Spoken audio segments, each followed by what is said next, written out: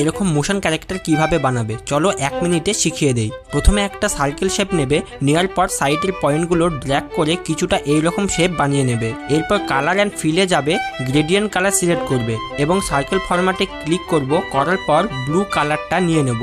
নেওয়ার পর এই সার্কেলটাকে মাঝখানে নিয়ে আসবো আর নিচের এই সার্কেলটাকে নিচের দিকে ড্র্যাগ করব। করার পর এরকম একটা লুক চলে আসবে। এবার এটা স্ট্রক অপশনে যাব আর স্ট্রক ভ্যালুটা 2 করে দেব আর সেম কালারের স্ট্রক দিয়ে দেবো। এবার আবার একটা শেপ নিয়ে নেব আর এইটার মাথাটা বানিয়ে নেব সেম প্রসেস ফলো করে। ওকে, এবার চোখ বানাবো, তো একটা শেপ নিয়ে নেব আর চোখের মতো সাইজ করে নেব। নেওয়ার পর এইটা ডুপ্লিকেট করে নেব এবং পজিশনগুলো অ্যাডজাস্ট করে নেব। এবার একটা শেপ সিলেক্ট করে যাব এডিট শেপ অপশনে আর ওয়াই কন্ট্রোলারটা সিলেক্ট করে 3টে কিফ্রেম অ্যাড করব। এবার মাঝখানের কিফ্রেমে যাব আর ওয়াই ভ্যালুটা 0 করে দেব। এবার এই সেম প্রসেস পরের শেপটাতেও ফলো করব। এবার চোখ দুটো লেয়ারকে সিলেক্ট করে গ্রুপ করে নেব আর সেম ভাবে নিচের দুটো লেয়ারকেও গ্রুপ করে নেব।